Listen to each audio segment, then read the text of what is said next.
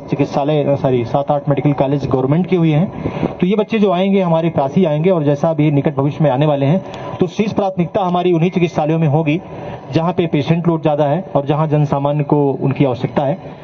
इन्हीं के साथ साथ मैं अंकित सजवाण जी को और रविंद्र रावत जी को और साथ में इनकी समस्त टीम को और समस्त इनके साथ में आंदोलनरत जो भी लोग थे उनको मैं धन्यवाद इस नाते दूंगा कि आप लोगों ने इस आंदोलन को इतनी शांतिपूर्ण ढंग से जो है प्रदर्शित किया और शांतिपूर्ण ढंग से यहाँ तक ले आए। अपनी बातों को आप हर बार हमारे सामने लोकतांत्रिक तरीके से रखते रहे, और लास्ट में जो आपकी वार्ता भी माननीय मंत्री जी के समक्ष हुई उसमें भी बिल्कुल संपूर्ण लोकतांत्रिकता का परिचय आपने दिया। और आपके धरना समाप्ति पे मैं आपको धन्यवाद देता ही हूँ, और साथ में मैं आपको आश्वस्त करता हूँ कि समय समय पर स्वास्थ्य विभाग से संबंधित जो भी प्रकरण आएंगे उसका हम दोनों लोग मिलके उसका निराकरण करेंगे। जहां भी जो भी सवाल आते हैं, जहां पे कोई दिक्कतें आएंगी उसका बैठ के निराकरण करेंगे हम लोग, क्योंकि किसी समस्या का हल वार्तालाप से ही होता है। और अगर हम लोग बायलैटरल डायलॉग यानी द्विपक्षीय वार्ता करेंगे हम अपने, और मुझे ये कहने में कतई गुरेज नहीं है कि हमारी जो सीमाएं थी, हमारी जो लिमिट थी, उनको इन्होंने समझा।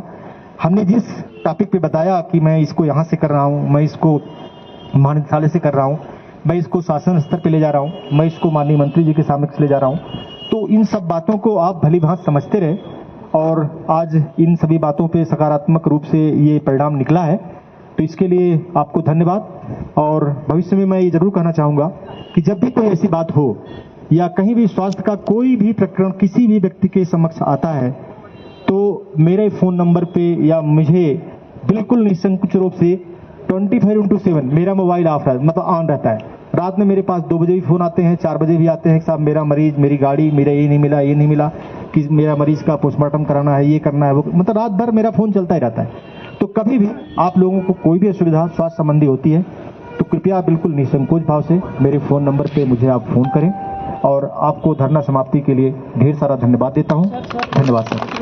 दवाइयाँ आपकी प्रॉपर मिल जाएगी वहाँ पे? बिल्कुल, देखिए मैं बता रहा हूँ, जी बता रहा हूँ आपको।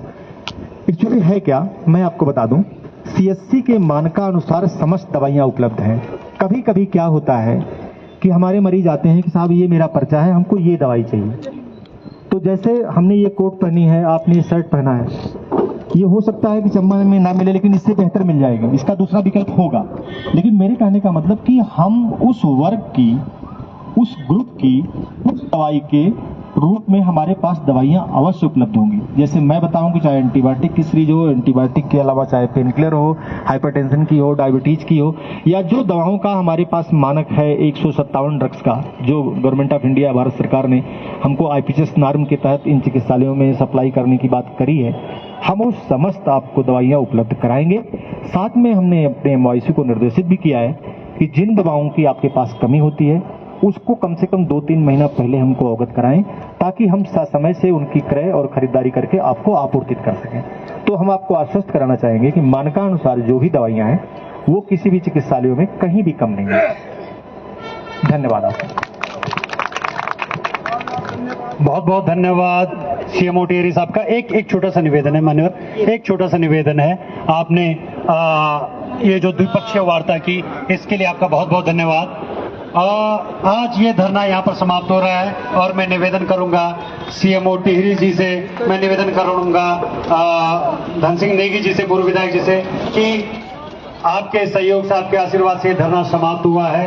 तो आपसे यह जो एक छोटा सा पत्र है जिसके अनुसार कि इसलिए धरना स्थगित हो रहा है, कृपया इसे आप संज्ञान में लें। अंकित,